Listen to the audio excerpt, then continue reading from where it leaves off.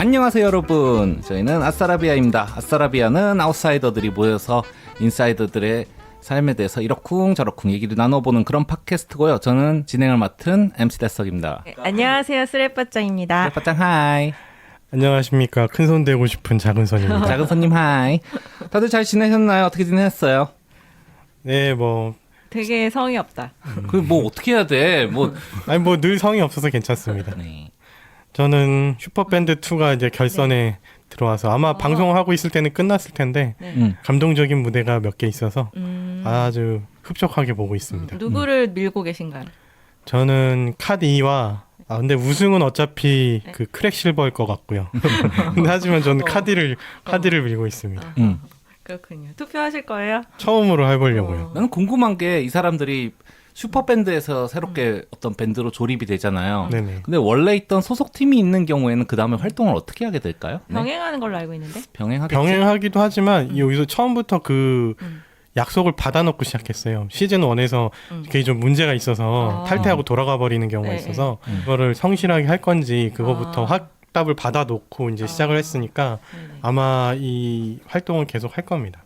근데 저는 JTBC에게 살짝 바라는 게 사실 의외로 JTBC가 좋은 오디션 프로그램이 많거든요. 네. 요 슈퍼밴드도 그렇고 그 전에 이제 무명 싱 어게인. 가수던 싱 어게인이랑 또 팬텀 싱어 약간 이런 네. 좀 특별한 오디션들을 많이 했는데 낳아놓고 책임지지 않는다. 코피노 아버지냐 이래가지고 아니, 그 뭔가 그 뒤에 후속 프로그램으로 이 밴드들을 좀 알릴 수 있는 그런 프로그램들 작게나마 좀 만들었으면 좋겠어요. TV조선? 예, 아내의만. 뭐 그런 것처럼 그래서 낳아만 놓고 키우는 건 KBS가 키운다고 불후의 명곡 나와서 다 뜨니까. 아니 근데 저기 싱어게인은 관련 네, 프로 뭐 엄청 많이 하긴 했는데, 만들었던 네, 거예요. 그렇긴 근데 하죠. 딱 그것만 그랬고 다른 애들은 좀 약간 방치? 아니, 약간 이런 게 그러니까 좀 JTBC가 TV조선 이제 벤치마킹 해가지고 하시라. 네, 제작비 많이 드는 게 부담이면 노래방기 가져와라. 오늘 간단히 미니 코너인데요. 이제 그 혼자 놀기 왜 이래? 버퍼링이야? 이 랩이야? 예. 띵띵띵띵띵띵띵띵띵. 엠스테석의 예. AS. 혼자 노는 저희 아싸들 얘기 예전에도 얘기를 했었는데 OTT 서비스 우리가 넷플릭스 얘기는 꽤 많이 해가지고 네. 어떤 게 있나 쭉 한번 짚어봤습니다. 그래서 여러 개가 있더라고요. 근데 이게 원래 뭐 표를 갖다 내놓고 가격은 어떻고 무슨 서비스가 있고 이런 식으로 얘기를 하면은 사실 그냥 듣는 입장에서는 기억에도 안 남고 할 것 같아가지고 키워드가 뭘까 각 서비스마다 좀 그런 식으로 좀 생각을 해봤습니다. 재밌네요. 일단 넷플릭스요. 넷플릭스는 뭐 말이 필요 없죠. 우리나라에서도 지금 1위 하고 있고 제가 한 10여 년 전에 넷플릭스 처음 할 때는 이 말을 하게 될 줄 몰랐지만 넷플릭스 오리지널. 넷플릭스 오리지널인 것 시리즈들이 많이 같습니다. 히트를 했습니다. 네, 뭐 수많은 볼 것들이 있지만 심지어는 우리나라에서도 넷플릭스 드라마로 만든 거 저희가 뭐 얘기했던 DP라든가 최근에 오징어 게임은 전 세계적으로 1위를 막 하고 76개국에서 1위 했다고 하더라고요. 어제 최신으로 보면은 전 세계 다 1위 했다라는 뭐 얘기도 있긴 하더라고요. 그 넷플릭스에 가입된 나라가 총 83개국이래요. 근데 다면은 76개국에서 몇 개 더 늘어나고 네. 하니까 그럴 수 있다고 봅니다. 첫 2달 동안에 사람들이 본 양을 해가지고 이제 인기작을 선별하는데 2021년도 같은 경우에는 오징어 게임이 넷플릭스 전체에서 1년 동안에서 1위를 할 가능성이 브리저튼을 넘어설 거라고 나는 브리저튼이 그렇게까지 또 인기가 있을 줄은 몰랐네. 재밌었는데. 브리저튼이 뭔지 그 모르겠네요. 네, 영국 있어요. 약간 로맨스 소설을 드라마화한 아주 생각 없이 보면 딱 좋은 야한 드라마입니다. 살짝 야한 여성들을 위한 포르노그래피란 말이 있을 정도로 어느 정도 인정해요. 가장 범용적이고 다양한 컨텐츠 문화적 변화를 일으켰다고 생각합니다. TV에서 우리가 더 이상 외화 본다는 얘기는 안 하잖아요. 그렇죠. 지상파에서 외화는 다 우리 사라졌고 어머니 네. 보시는데. 네. 아니 뭐 봐도 이제 케이블 TV 통해서 보시지 않을까 싶어요. 맥가이버 같은 거 이제 TV에서 안 하잖아. 막 몰아보기의 문화, 해외의 어떤 드라마로 통한 그 나라 문화의 영입 같은 것들을 굉장히 그리고 선두주자가 되고요. 리액션 유튜버들 먹고 살게 해주는 다음 왓챠요. 2020년 3월에 600만의 사용자가 2021년도 1월 한 1년이 채 안 되는 시기에 1000만 명을 달성을 했어요. 엄청난 성장세를 보이고 있고요. 키워드는 역시 넷플릭스 대항마입니다. 그게 키워드야? 아니 왜 그러냐면은 왓챠가 많아요? 넷플릭스가 많아요? 컨텐츠가? 왓챠가 많지 않아요? 왓챠가 훨씬 많습니다. 왓챠가 드라마 5배, 영화가 15배로 있다고 하는데 그럼에도 불구하고 왓챠를 사람들이 많이 보지는 않았잖아요. 웬만한 거 넷플릭스에 다 있고 넷플릭스 오리지널은 넷플릭스에서만 본다라는 생각이었는데 컨텐츠 추천 그리고 정교한 검색 이게 굉장히 화제가 되고 있어요. 원래 왓챠피디아라고 영화 이제 막 추천해주고 이런 서비스에서 시작을 해서 그런지 우리 넷플릭스 처음 할 때 그 막막한 기분 있잖아요. 뭔가 뭐 많이 뜨긴 했는데 내가 봤던 건 하나도 없고 뭘 봐야 될지 모르겠는 기분. 근데 왓챠는 처음에 들어갈 때부터 이거 설문을 해가지고 그 다음에 넷플릭스도 이제 좋아요 이 버튼 누르는 거는 있지만 왓챠는 그 기반을 이용해가지고 추천해주는 게 훨씬 많고 실제 시청자의 70% 정도가 추천된 비디오를 보고요. 넷플릭스보다 36% 정도 정확하다고 합니다. 그러니까 내가 뭘 볼지 몰라도 내 취향에 맞는 게 떠 있다 하면 왓챠고 좀 차별성이라고 볼 수가 있고요. 그만큼 영화가 많은 것 같아요. 작품 수가 워낙 많고. 음. 그런데 이제 오리지널은 좀 약한 것 같고. 오리지널이 약한 대신에 넷플릭스가 못 건드리는 부분을 적극적으로 잡아서 홍보에 사용하고 있어요. 대표적으로 HBO의 드라마들. 예,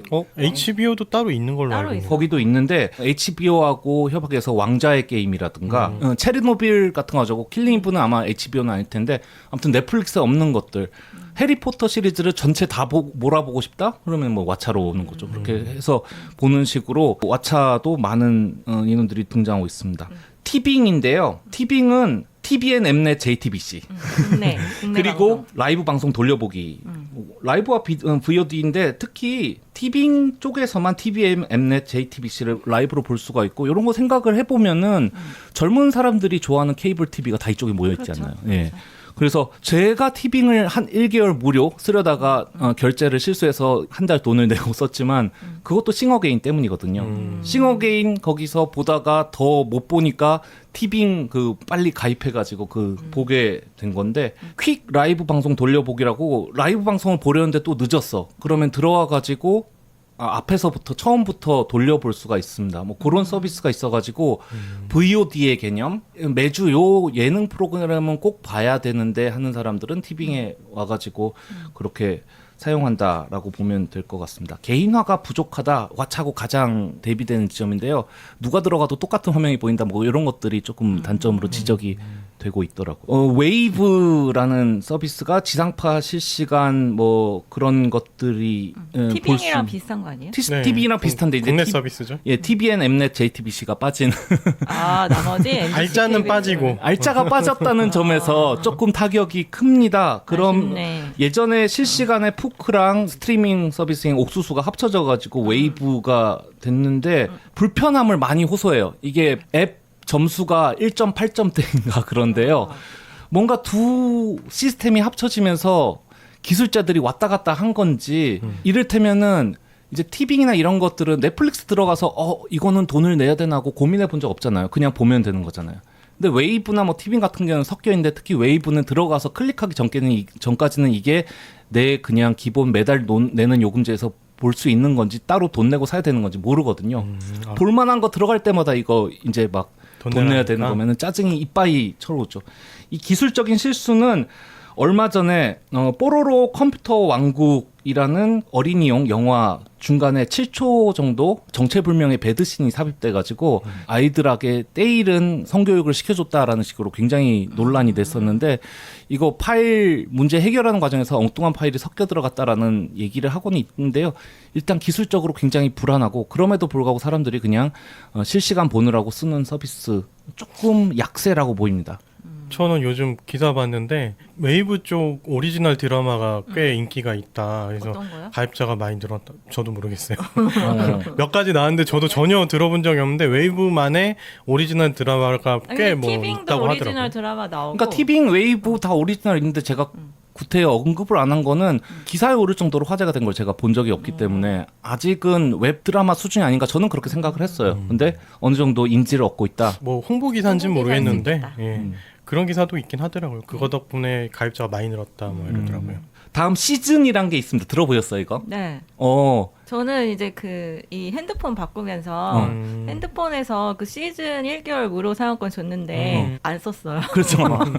시즌은요 원래 올레 TV라는 것이 네. 시즌으로 변했습니다. 아, 올레 올레 TV. TV라고 하면은 KT에서만 쓸 수 있을 것 같잖아요. 네. 그러니까 그 이름을 시즌으로 바꿨는데. 근데 저는 심지어는 KT 쓸 때 이게 내 요금제에 포함돼 있었어. 미디어 어허. 팩이라고 해가지고 시즌을 그냥 볼 수 있는 건데 모르고 1년을 보냈어. 이게요 지상파의 실시간은 불가하고 VOD 몇 개를 볼 수가 있고 영화 어떤 거는 무료고 어떤 거는 돈 내야 되고 VOD 어떤 거는 무료고 어떤 건 돈 내야 되고 이런 거 돼가지고 굉장히 복잡함이 웨이브에 이루 말할 수가 없는데요. 하지만 이것도 장점은 있습니다. 요거 시즌은 얘기하자면 싼 맛에 KT를 쓴다면 지니를 쓴다면 제가 이렇게 해놨어요. 이 지니라고 이제 음원 서비스 있잖아요. 네. 이걸 쓰는 경우에 이 시즌까지 한다고 하면은 뭐 3,300원만 추가를 한다거나 싼 가격에 볼 수가 있어요.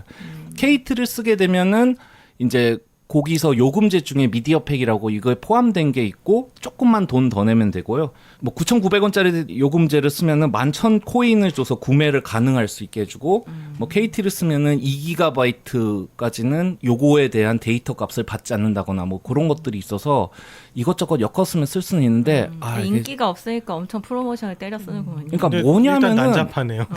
아니 그러니까 뭐냐면은 시즌은 진짜 볼 거 없는 사람들이 간다는 게 시즌에서 볼 수 있는 거 있죠. 딴 데도 다 볼 수 있거든요. 어허. 그 딱히 여기서 봐야 될 게 없는 그런 거예요. 차별성이 없다. 전혀 없고 모바일 전용입니다. 이게 원래는 모바일로 되는 다른 티빙이나 이런 서비스도 크롬캐스트를 통해서 TV에 그 화면을 미러링해서 볼 수가 있거든요. 그런 거 없어요. PC에서도 볼 수 없고 오직 모바일만. 그리고 정의 여기에 대한 장점을 찾고 싶으신 분이라면은 성인에 한해서 이제 에로 비디오가 한 두어 편씩 매달 무료로 제공이 되는데 모르겠습니다. 이게 여러분 그래도 국내 건가 일본 건가요? 우리 거요. 아 그래요? 뭐 형님 안에 이런 것들 별로다. 나와요. 뜻밖의 굉장히 강력한 다크호스 쿠팡 플레이가 있습니다. 어허. 다크호스라는 게 그것 때문에 다크호스라고 한 거예요? SNL? SNL이 의외로 잘 하고 있네. 호평 저 1편 보고 정말 별로였는데 내용이 별로 없는데요. 가격 면에서 상대할 바가 없어요. 그러니까 쿠팡 와우라고 싸다고요? 네, 쿠팡 와우 서비스 하면 이거 쿠팡 플레이는 무료예요. 아마존을 정확하게 벤치마킹해서 따라한 거죠.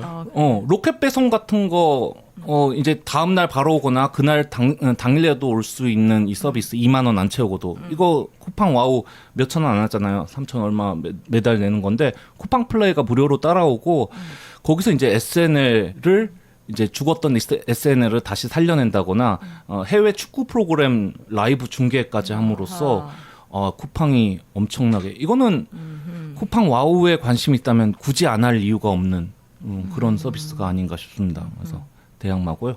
이제 디즈니 플러스가 들어옵니다, 여러분. 디즈니 플러스 관심 있으세요? 설레지 않지. 그죠? 나 디즈니 좋아하긴 하는데 별로 설레진 않아. 그렇죠. 요거는 소식이. 유니버스란 말로 정리가 돼요. 디즈니 영화들 물론 다 있겠지만 네. 마블, 스타워즈 그리고 뭐 내셔널 지오그래픽 이런 것들에 관심이 있으면은 그 세계관을 확장하기 위해서 예전에 마블 드라마라고 해서 데어데블이라든가 이런 것들 이제 넷플릭스에서 했었는데 이제 마블 유니버스라고 어벤져스랑 그 뒤에 이야기들 이런 것들을 디즈니 플러스에서 이제 그거를 만들어서 하고 있는데 국내 마블 팬들은 정말 이거를 너무 간절히 기다리고 있어요. 디즈니 플러스가 들어오기를. 그래서 그런 면에서 좀 판을 흔들 수 있지 않을까 생각은 해보고요. 이렇게 정리를 해봤습니다. 아하, 수고하셨어요. 네, 감사합니다. 근데 이게 어떤 편의 AS예요? 그 혼자 놀기 편에 그거 언제적이야? 2년 전 아니야? 응, 혼자 노는 분들을 위한 이렇게 정리해봤습니다, 여러분. 질 OTT 하세요. 며칠 전에도요, 막 보니까 제가 예전에는 옛날 영화 지나간 거라도 한번 보고 싶다 하면은 슬리퍼 끌고 그 밑에 있는 비디오 가게 가서 빌려와가지고 이제 보던 기억이 나는데 지금은 손끝 하나에서 그냥 다 볼 수 있으니까. 그것도 그 나름대로 맛이 있었는데요. 아저씨한테 추천도 받고. 그러니까 맞아요. 친분 쌓고 막 이런. 네. 그 나름의 재미가 있었습니다. 다 망했겠죠, 그분들. 그랬겠죠. 이거 정말 라떼네요. 그러네요. 네, 오늘 주제는 플랫폼 노동 쪽에 관한 얘기가 마무리가 되겠습니다. 이거 조금 그 계기가 된 사건 얘기를 좀 해주실까요? 네, 제가 관심이 있었던 사건이 한 가지 있었는데요. 여러분 아마 기억을 하실 거예요. 택배가 한참 문제가 된 적이 있었잖아요. 네. 파업도 많이 했었고 뭐 정부랑 회사랑 이제 노조랑 다 합쳐서 협의를 해가지고 앞으로 뭐 노동권 개선, 작업 환경 개선에 대해서 약속을 했던 부분. 네, 그것도 저희가 한번 다룬 적이 있었죠. 노동의 가치. 노동의 편에서. 가치. 그 뒤에 얘기가 이제 있어서 네. 기사를 가져와 봤는데요. 네. 최근에 좀 기사에 좀 많이 나왔어요. 김포 택배 대리점 주가 네. 자살을 한 사건이 있었습니다. 네. 그분이 극단적인 선택을 하셨는데 그 이유가 자기 그 대리점에서 같이 일을 하던 노조원들이 자기에게 폭언을 했고 왕따를 시켰고 뭐 계속 협박과 이런 일들을 했다라는 것이 사실로 지금 드러난 상황이라서 네. 이게 좀 문제가 됐어요. 그래서 여론이 택배 노조에게 굉장히 질타를 가하고 있는 네. 상황, 이런 상황이에요. 그래서 오히려 이게 노노 갈등이 돼버린 상황이죠. 근데 이게 노노 갈등인 이유는 뭐예요? 그 시스템을 좀 설명을 해주시면 좋을 것 같아요. 이게 보면은 이제 택배 회사가 있습니다. 뭐 CJ라든지 한진이라든지. 대한통운 뭐 네, 대한이 이제 한진택- CJ예요. 네, 이름이 바뀌었습니다. 네. CJ통운이 있고 뭐 한진도 있고 뭐 로젠도 있고 여러 가지가 있는데 네. 이 회사가 하나 있어요. 그러면 거기서 자기들이 이제 직원을 고용해서 배송을 시키는 게 아니고요. 네. 개인 사업자와 1대1 계약을 맺습니다. 1대1 계약을 맺는 게 지금 우리가 매일 마주할 수 있는 그 택배 기사님들이고요. 근데 이제 1대1로 하다 보니까 회사가 다 하나씩 케어해주기가 귀찮은 거예요. 비용이 많이 드니까. 한 명 한 명. 네, 그러니까 비용이 너무 많이 들어요. 이렇게 그거를 다 담당할 수 있는 직원들을 다 또 뽑아야 되니까. 그러면 이 대기업들은 어떻게 하냐면 어떻게 하면 이 인건비를 줄이면서 일을 이제 쉽게 할 수 있는지를 이제 고민을 하죠. 그 과정에 의해서 대리점이라는 게 탄생을 합니다. 잡다한 업무들을 다 대행해주고 책임도 전가할 수 있는 대리점이란 거를 만들어서 모집을 해요. 그럼 대리점주들이 이제 나는 대리점을 하고 싶다. 그렇게 해서 그 사람들하고 또 이 택배 기사들과의 또 계약을 맺게 합니다. 원래는 CJ나 이런 대기업과 계약을 맺던 그런 구조에서 대리점으로 떠넘기는 거죠. 그래서 대리점과 기사가 직접 이제 해서 서로 고용과 피고용이 아닌데 네. 서로 계약을 맺어서 같이 일을 하게 할 수 있는 그런 구조로 약간 비틀어버린 그런 상황이 됩니다. 그러니까 결국 대리점도 어떻게 보면 노동자, 그렇죠. 그래서 대기업한테 일감을 따서 일을 하는 노동자 네. 개념이 돼버리는 거고요. 그리고 택배 기사님들도 역시 또 노동자인데 또 계약으로 묶인 뭔가 개인 사업자로 화한 그런 상황인 거죠. 묘하네, 구조가 그렇게 구조가. 되죠. 예. 이게 대기업이 가장 많이 쓰는 손 안 대고 코 푸는 책임은 없이 돈만 빨아들일 수 있는 위험의 구조를 외주화 뭐 만든 이런 거죠. 골치 아픈 건 우리가 안 하겠다. 그렇죠. 이렇게 책임의 이런. 외주화죠. 그런 상황이에요. 그래서 그런 갈등들이 이제 이번에 파업을 통해서 기사들과 대리점주 간의 골도 깊어졌어요. 왜냐하면 대리점주들도 사실 뭐라 그럴까요? 그들의 방침은 네. 본사에서 정해주는 거거든요. 그렇죠. 자기들이 협의해서 하는 게 아닌데 어쨌든 직접 기사들이 맞닥뜨려서 싸워야 되는 대상 1차로는 대리점주란 말이죠. 그래서 둘 사이가 굉장히 악화되는 그런 이제 현상이 발생했죠. 그걸로 인해서 지금 이런 끔찍한 네. 그 자살 사건이 발생이 된 겁니다. 저 기생충이 괜히 나온 게 아니다. 근데 이 얘기에서 이제 자살을 한 사람과 자살을 할 수밖에 없게 만든 누구가 잘못했느니 이거를 저는 집중하기보다는 이건 좀 비극적인 사건이고 그냥 노노 갈등이 심화돼서 된 사건인데 네. 이거보다 본질적으로 더 깊게 들어가 보고 싶었었어요. 네. 이 기사를 보면서 누구의 잘못인가를 따지기보다 이 본질적인 문제가 무엇인가. 네. 그래서 저희가 오늘 이제 또 혁신으로 대변되는 플랫폼 기업들이 어떤 식으로 네네. 뭐라 노동 생태계라고 해야 되나요? 되게 기형적인 노동 생태계를 낳는지 약간 네네. 그런 거에 대해서 얘기해 보기로 했죠. 맞습니다. 네. 저는 이 택배 기업 자체도 사실 플랫폼 기업이라고 보거든요. 혁신이 없었던 혁신을 하지 혁신 없는 않았던 플랫폼 기업. 플랫폼을 만들어 놓은 그냥 기업일 뿐이다. 그러니까 시스템과 구조를 만들어 놓고 그렇죠. 네, 그 밑에서 좀 약간 사람을 숫자로 대하는 그런 느낌이 좀 있긴 있는 것 같아요. 쿠팡에서 약간 그런 배달이라고 해야 되나요? 그 택배 그 플렉스 구성원? 네. 말씀하시는 거. 쿠팡 플렉스 말고 그냥 쿠팡. 쿠팡맨. 네, 쿠팡맨. 쿠팡맨, 네, 네. 그 다루는 방식도 그렇고 되게 인권적으로 엄청 열악하거든요. 쿠팡 그 물류센터에서 일하시는 분들도 그렇고. 그렇죠. 그런데 윗사람들은 약간 숫자로 그거를 받아들이거든요. 숫자로 어떻게 해서 약간 이렇게 네. 받아들이니까 그 숫자 하나에 약간 목숨이 왔다 갔다 하기도 하고 이러는데 약간 그런 면이 있었고 또 뭐 배달 앱 관련해서는 작은 손님이 말씀해 주실 거니까 저는 또 카카오가 굉장히 여기서 되게 독보적인 그런 역할을 하고 있지 않나 그런 생각이 들어요. 저는 또 웹툰 같은 거 좋아하니까 네. 카카오 같은 경우에 웹툰이나 웹소설에 45% 수수료를 떼고 있거든요. 네, 그 기본적으로 30인가 그럴 거예요. 30인가 원래 네이버는 이제 30을 뗀대요. 네. 근데 이제 카카오가 45를 떼면서 기본적인 게 둘 다 비슷하고 30인데 네. 선 인세를 주는 경우가 45까지 올라가요. 그래서 카카오가 그 얘기를 하는 거예요. 네. 자기네는 선 인세를 줘서 위험 부담을 안고 있기 때문에 45% 수수료 떼는 게 정당하다. 약간 이런 식으로 얘기를 하는데 사실 생각해 보면은 카카오 페이지라는 플랫폼을 하나 만들었는데 거기에 뭐 대단한 비용이 들어간다고 보기는 좀 어렵잖아요. 그건 어떻게 보면 아이디어인 거고 요즘에 모든 것들이 다 그렇잖아요. 배달앱도 그렇고 선점을 하냐 안 하냐의 네, 문제죠. 어떤 그냥 그 보이지 않는 실체가 없는 온라인 플랫폼을 하나 만들어 놓고 거기에는 비용이 많이 드는 것도 아니고 기술과 설비가 필요한 것도 아니고 사실 시각적으로 물리적으로 뭔가 필요한 건 아닌데 그런 아이디어나 혹은 타이밍 뭐 여러 가지 그런 것들로 인해서 우리가 소위 말하는 4차 산업의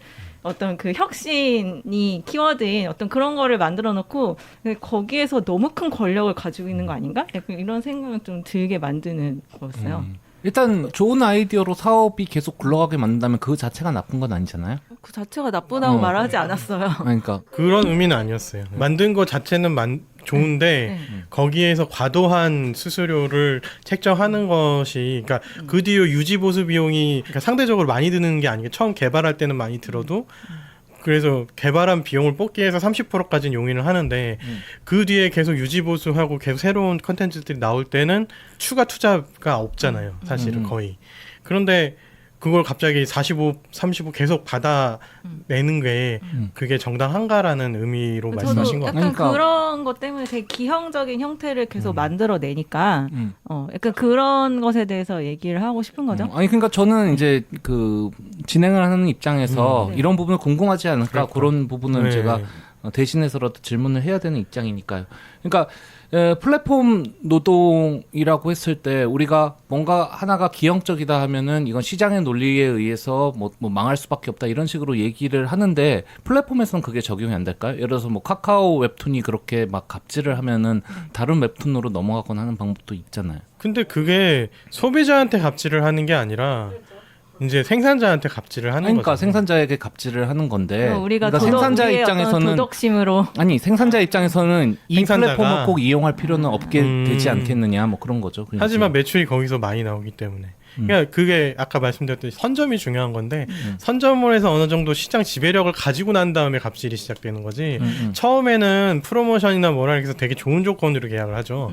근데 점점 이제 내가 이 시장을 어느 정도 지배하고 좌지우지할 수 있게 되는 그런 어느 선까지가 있거든요. 뭐 시장 마켓 시어가 몇 % 이상이라든지 충성적인 고객이 얼마 정도 모아져 있다든지 그런 걸 가지게 되면 그때부터 서서히 변해가는 뭐 돌변할 때도 있고요. 근데 그런 것들이 좀 문제가 되고 있는 것 같습니다. 그러니까 카카오 같은 경우에는 뭐 지금 택시 시장도 한번 문제가 된 적이 있죠. 문제가 되고 있죠, 사실. 카카오가 이제 자신들과 가맹 계약을 맺은 블루 택시에만 배차해주는 독점 서비스 해가지고 여기 가입하려면 택시 기사가 매출의 20%를 수수료로 내야 되는 거죠. 그러니까, 실제로 코를 몰아줬다. 그러니까 배달의 민족에서 울며 겨자 먹기로 위에 자기네 가게를 올리기 위해서 막 광고비를 광고, 과다 지출하는 경우들도 많았고요. 하는 거하고 좀 비슷한 건데 이를테면은 택시에서 이제 콜 택시 쪽은 카카오 아니고는 카카오 택시 말고 써보신 적 있으세요? 요즘? 네. 뭐 써봤어요? 저 그냥 인천공항 갈 때 인천에 인천 콜택시. 인천 콜택시.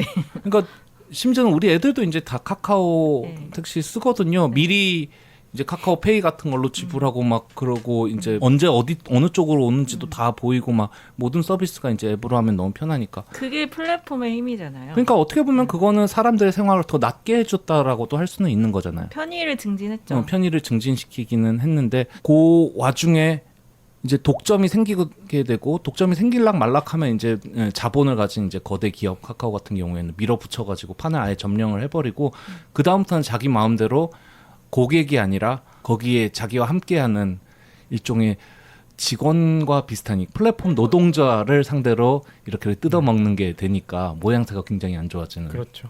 그리고 뭐 최근에 그것도 있지 않았나요? 호출을 빨리 가까운 데에서 네. 우선 배차해주는 네. 그거는 이제 그 기사님들이 아니라 그 고객들한테 뜯어내는 돈인데 빨리 호출되면 몇천 원 더 받고 이런 게 문제가 많이 됐었죠. 그거를 5,000원까지 올린다 그래가지고 0원부터 5,000원까지.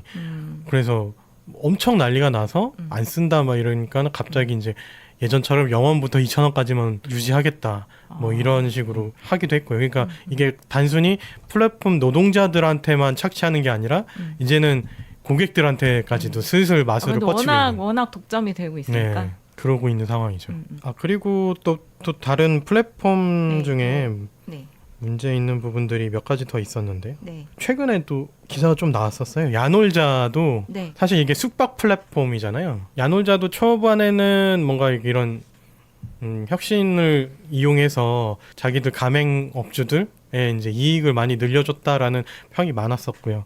그걸로 인해서 이제 데이터 기업으로 빅데이터 기업으로 이제 발전을 해 나가면서 투자도 받고 굉장히 이제 유니콘 기업으로서 사람들의 선망의 대상이었던 적도 있었는데 어느 정도 이게 숙박업 쪽에서 자기들이 지배적인 구조를 갖다 보니까 슬슬 이제 또 마각을 드러내고 있습니다.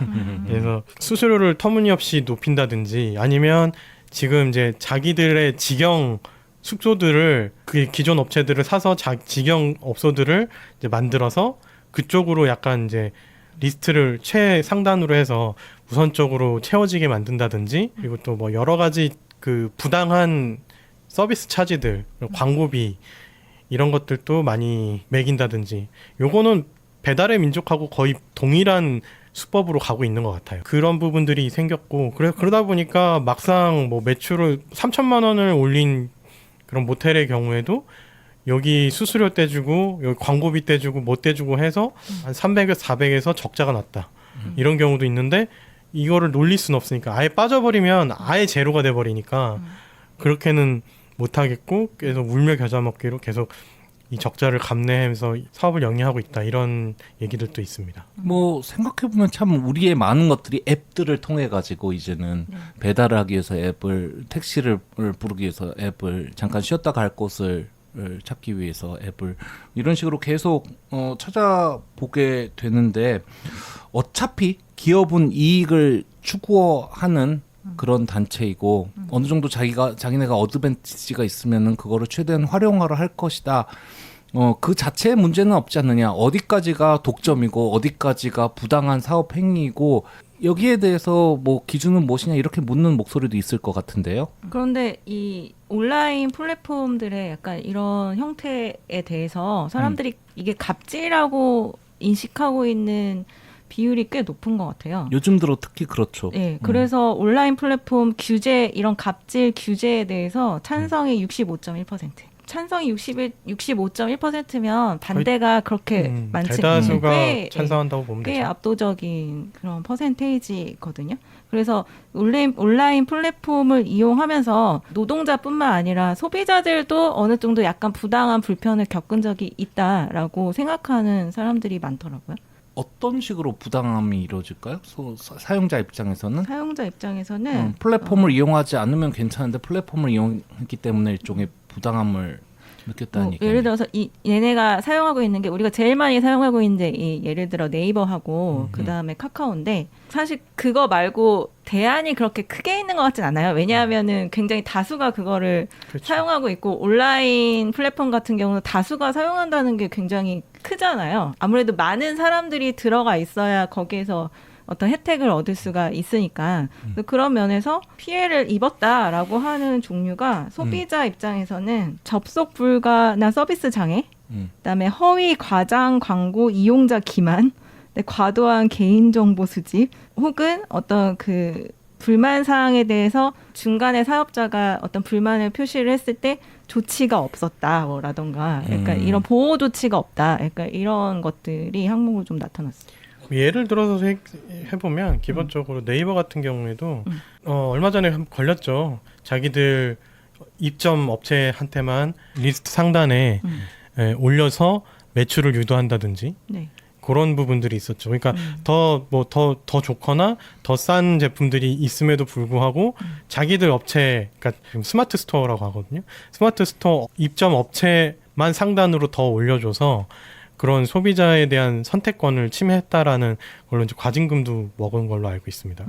아니 자기네 이제 검색 서비스니까 자기네 서비스를 위로 올려도 괜찮을 것 같은데 그냥 듣기에는 그게 과징금 대상이 되는군요. 그렇죠. 그러니까 포털은 그 기본적으로 그래서는 안 되는 거거든요. 그러니까 내 거라고 해서 더 올려준다라는 거는 이미 광고라는 서비스가 있어요. 검색해보시면 알겠지만 광고가 제일 위에 떠요.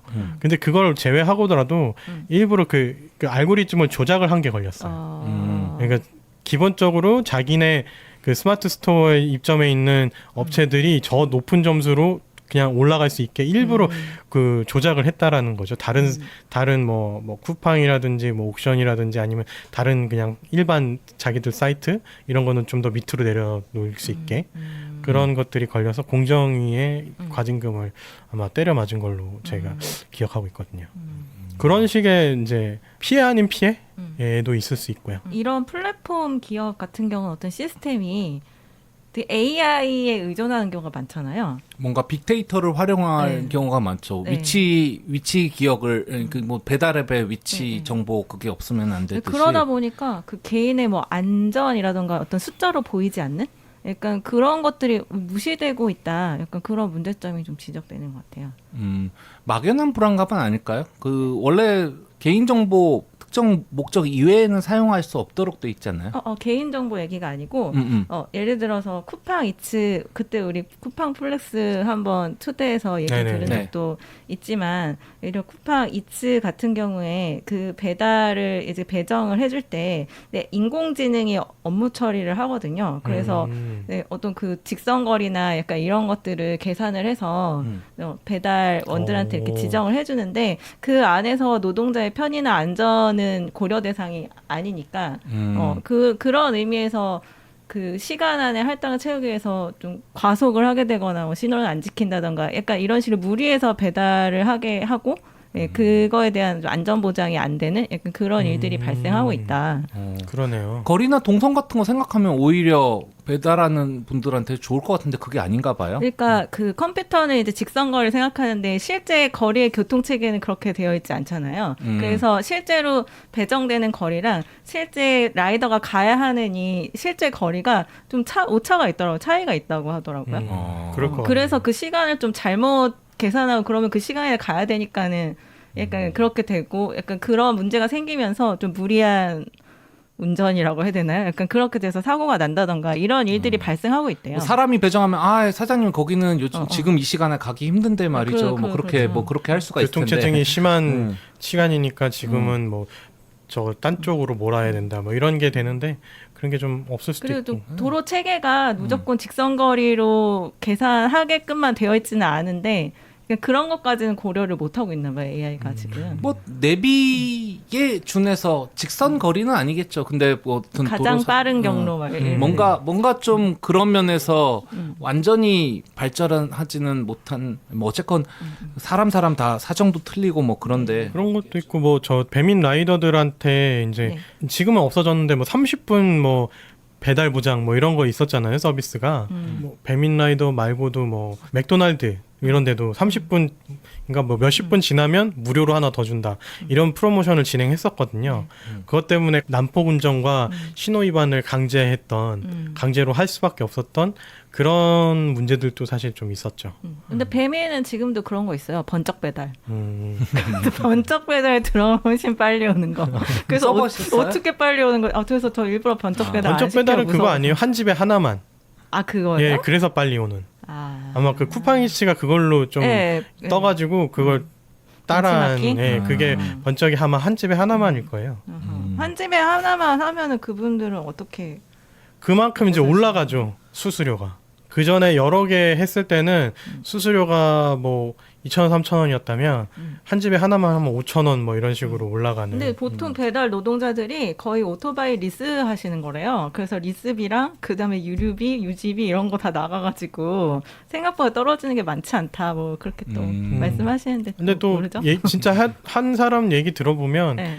낮부터 전업으로 하시는 분들은 제법 많이 번다고 합니다. 그렇다고 그리고 자기 들리는데. 오토바이를 갖고 있고 오토바이가 이렇게 비싸지 않거든요. 그래요? 예, 그래서 뭐 얼마큼 빠른 오토바이를 하냐에 따라서 다르긴 한데 제 친구가 그때 3번에서 이제 배달도 하고 네.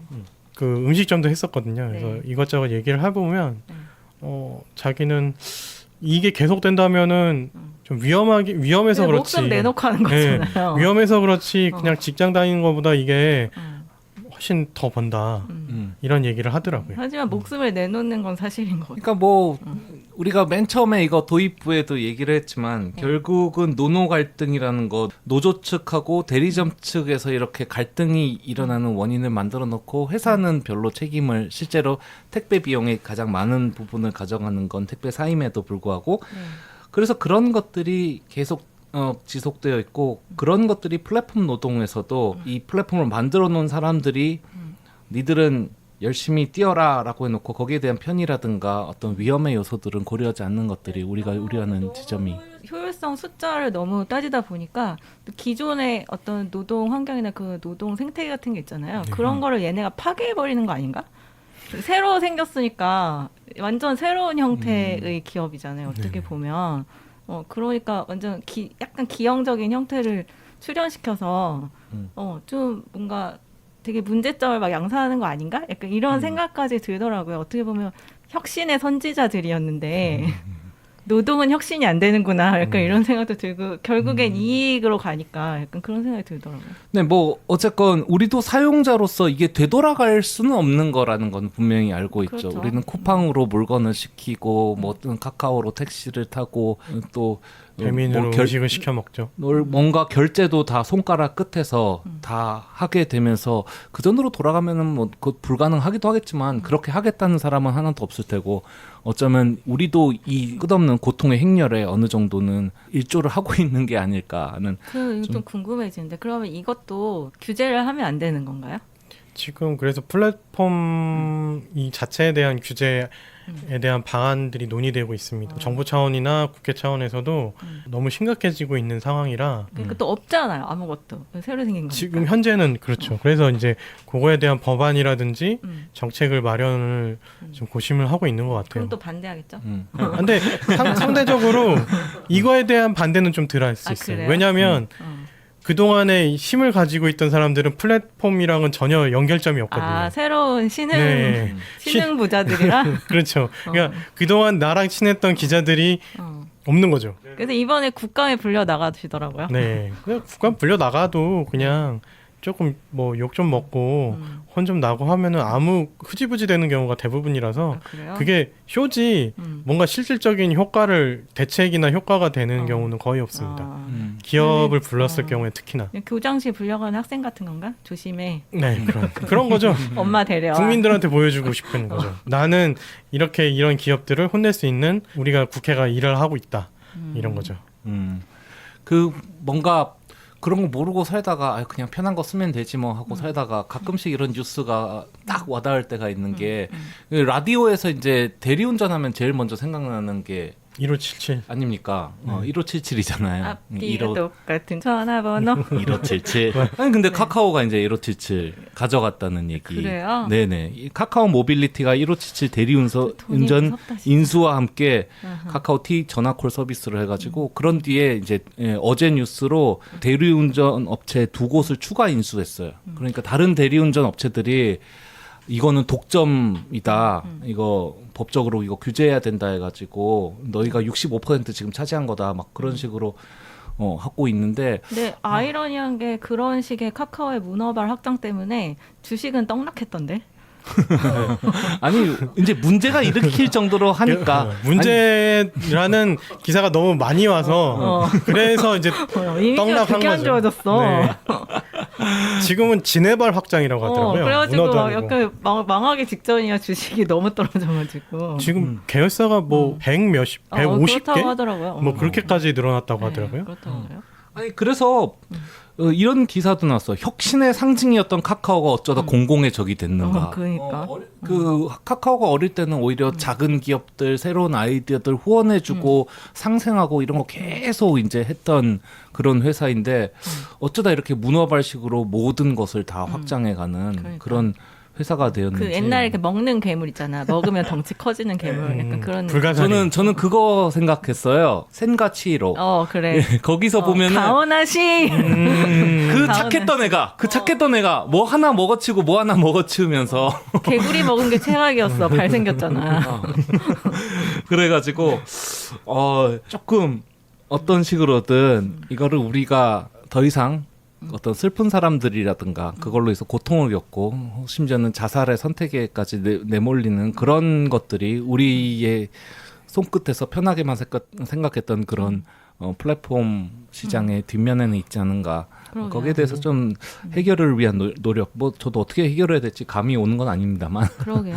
그래도 적어도 밑에 사람들끼리 싸우게 좀 안 했으면 좋겠어요. 그거가 참 네. 태생이 어쩔 수 없는 것 같아요. 플랫폼이라는 건 태생이 노노 갈등도 있고 아니면은 손님과 음. 점주 간의 갈등을 유발할 수밖에 없는 게 플랫폼이지 않을까? 자기가 모든 거를 다 이렇게 이게 갖고 있잖아요. 이렇게 딱 자기 지배하에 있는데 책임을 안 지잖아요. 책임은 떠넘기고 지배만 하고 돈만 가져가는 구조다 보니까 배민도 문제인 게 점주와 그 악질 뭐 갑질하는 손님들 아니면 진짜 이상한 점주와 좀 선량한 주문자들 이런 갈등이 계속 유발되는 게 이게 플랫폼이면 어쩔 수 없이 생기는 문제가 아닐까 이런 저는 생각이 들더라고요 최근에. 새우튀김 사망 사건이 있었죠. 블랙 컨슈머가 이제 네네네. 거기서 새우튀김에 대해서 새우튀김 중 3개 중 하나가 이상하다면 음식을 환불해 달라고 하고 그 과정에서 폭언을 남발했는데 막 고객이 별점 한 1점과 악성 리뷰를 남기니까 이제 점주가 결국은 뇌출혈로 쓰러졌어요. 그것 때문에. 근데 그 와중에 쿠팡 이츠 쪽이 책임을 점주 쪽으로 떠넘겨 가지고 그것 때문에 이제 사망에까지 이르렀다. 뭐 그렇게 해서 논란이 됐었는데 결국은 그런 거죠. 이제 내가 판은 만들어 놨대. 너 거기서 싸우는 건 네가 알아서 해라. 이거는 오징어 게임처럼 뭐 그러니까 그렇게. 뜯어가는 돈이 엄청난데 책임을 1도 안 줘요. 다 말이야. 그런 블랙들한테는 네. 플랫폼 기업 차원에서 뭐 달래든가 자기들이 이제 환불을 해주든가 뭐 그런 거를 뭐 강제하는 게 있어야 되는데 이거를 너무 알아서 해. 네가 팔았잖아. 자기가 팔게 만들어 놓고는 그런 게 너무 불합리한 것 같아요. 그래서 저도 이제 이런 경우들이 있거든요.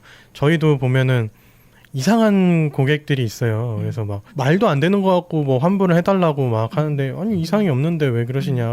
아니다 막 트집을 막 잡아요. 그냥 환불 그냥 환불을 해라. 그럼 뭐 왕복 배송비만 내면 환불된다.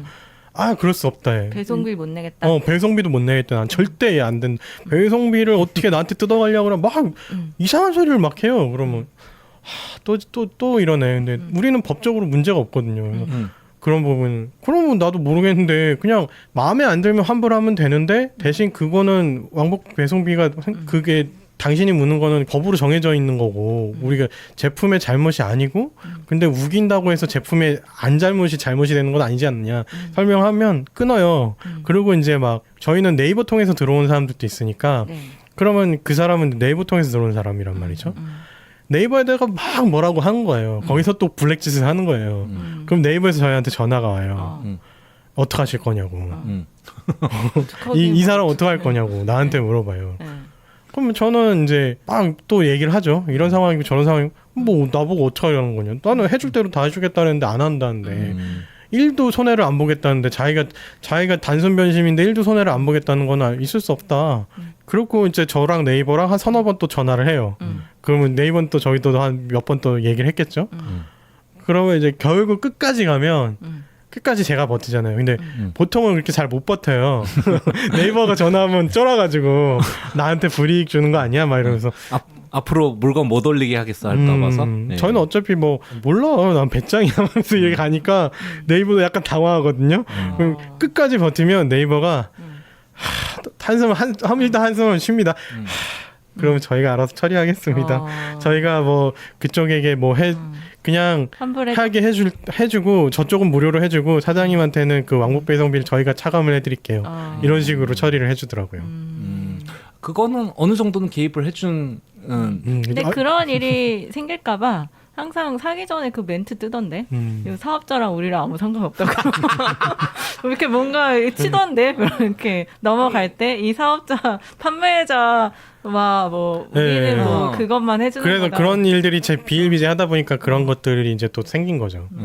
그렇죠. 어떻게 보면은 거기는 뭐 네이버에 소속된 거는 전혀 아니잖아요. 네. 근데 뭐 여기 뭐 택배라든가 뭐 지금 말한 배민이라든가 이런 거의 관계는 또 다르죠. 사뭇 다르지 않을까. 그럴 것 같아요. 그 사람들은 생계가 달린 문제니까. 그렇죠. 네, 그 스트레스가 어마어마할 것 같고 그런 일이 이제 지금 표면화 된다는 것들을 이런 점점 더 덩치가 커지는 이 기업들도 조금은 인지를 하고 거기에 대한 신경이 더 쓰여져야 되지 않을까. 뭔가 조금씩은 바뀌는데 꼭 보면은 사람이 한 명 죽을 때마다 조금씩 바뀝니다. 그러니까 슬프다 진짜. 그게 좀 안타깝더라고요. 그러게요. 그 새우 갑질 이후로 지금 전면적으로 고객 리뷰 시스템, 블랙 컨슈머 가려내기에 대한 AI 도입이 막 이루어지고 항상 할 수 있는데 처음에는 꼭 무슨 시스템이 그렇게 안 된다 이렇게 꼭 변명을 하잖아요. 근데 나중에 되면 바뀌어요.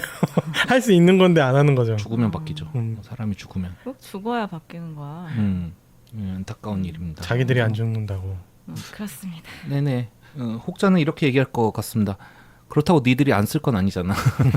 아마도 우리는 계속해서 손끝에서 우리의 많은 생활을 살아갈 것 같은. 하라고 정부나 국회가 있는 거 아닌가요? 근데 또 보면은 저는 그래서 네. 배민 이거 최대한 안 씁니다. 일부러 가요. 그게 또 그 판매자들한테는 수수료도 되게 높거든요. 그래서 아까 얘기했던 그 곱창 팔던 제 3번에서 곱창 팔던 친구 보면 수수료로 떼가고 광고료로 떼가고 나중에는 그 무슨 영수증인가? 영수증 나오는 종이도 그쪽에서 사다 써야 된대요. 그것도 되게 비싼데 무슨 이유는 무슨 말도 안 되는 말 같지도 않은 이유예요.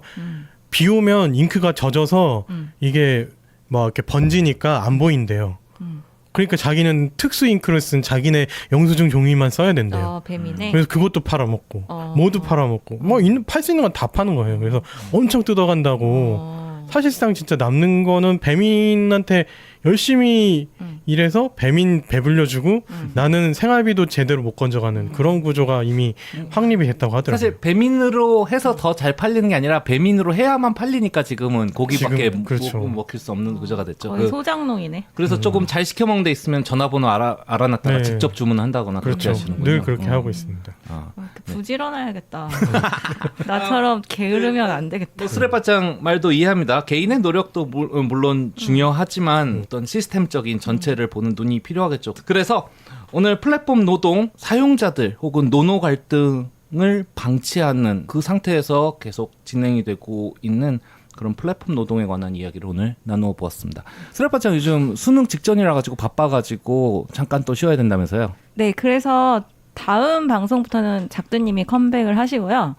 저는 4회 방송 정도 네, 쉬었다가 그 이후에 다시 또 컴백을 할 예정입니다. 저 반겨주신 소니워스님과 한 분 더 계시지 않았나요? 아로나 레오. 아로나 레오님 이렇게 읽는 게 맞는지 잘 모르겠어요.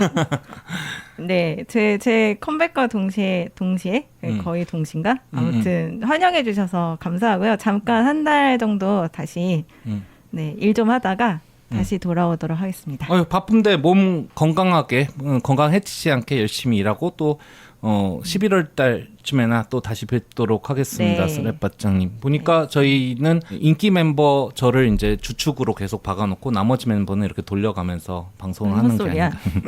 아니, 저 얘기를 계속 하고 싶었어. 잠깐만. 아싸라비아 저희는 이번에 플랫폼 노동에 대해서 다뤄봤고요. 다음 주에 다시 돌아온 작두님과 함께 또 재미있는 이야기 나눠보도록 하겠습니다. 감사합니다. 감사합니다.